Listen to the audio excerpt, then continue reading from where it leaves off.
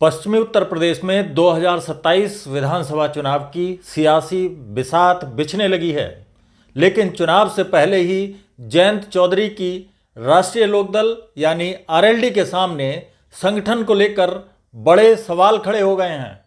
एक के बाद एक नेताओं की नाराजगी और पार्टी से दूरी की खतरों ने सवाल बढ़ा दिए हैं। क्या आरएलडी का मजबूत संगठन अब कमजोर पड़ रहा है?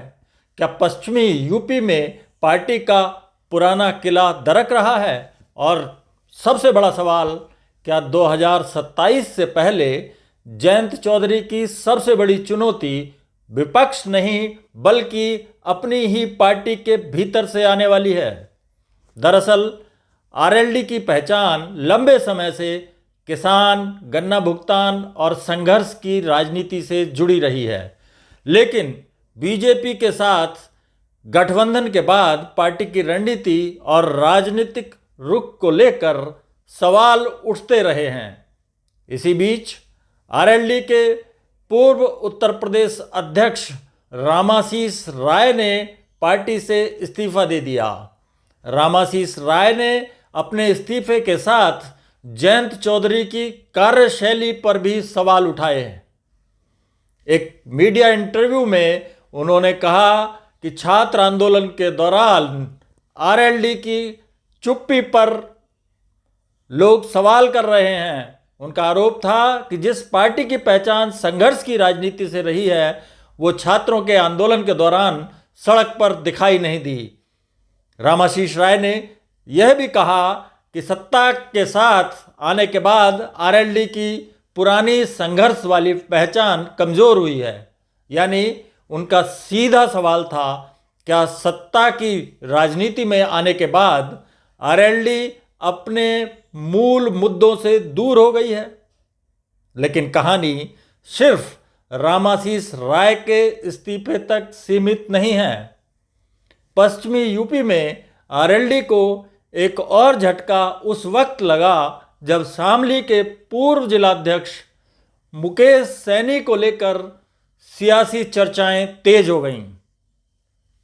समाजवादी पार्टी अध्यक्ष अखिलेश यादव के साथ उनकी तस्वीर सोशल मीडिया पर वायरल होने के बाद उनके सपा में जाने की अटकलें लगने लगीं। इसके अलावा मेरठ, शामली, हापुड़ और आसपास के इलाकों में आरएलडी के पुराने नेताओं की नाराजगी और पार्टी छोड़ने की खबरों ने भी संगठन को लेकर चर्चा तेज कर दी है। और सवाल इसलिए बड़ा है क्योंकि पश्चिमी यूपी आरएलडी की राजनीतिक ताकत का सबसे अहम इलाका माना जाता है। अगर इसी क्षेत्र में संगठन कमजोर होता है तो 2027 के विधानसभा चुनाव में इसका असर पार्टी की रणनीति पर पड़ सकता है। हालांकि जयंत चौधरी फिलहाल बीजेपी के साथ एनडीए गठबंधन में हैं और केंद्र सरकार में मंत्री भी हैं, लेकिन राजनीतिक चुनौती यही है, क्या सत्ता में हिस्सेदारी आरएलडी के लिए फायदे का सौदा साबित होगी या इससे पार्टी का पारंपरिक किसान और युवा वोटर उससे दूर हो सकता है।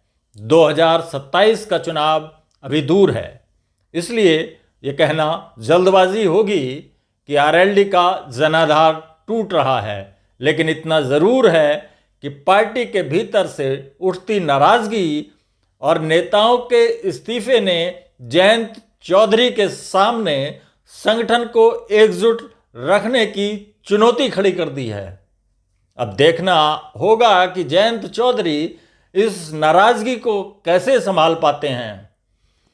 क्या आरएलडी अपने पुराने संगठन और जनाधार को फिर से मजबूत कर पाएगी या फिर 2027 से पहले नेताओं की नाराजगी पार्टी के लिए बड़ा सियासी संकट बन जाएगी?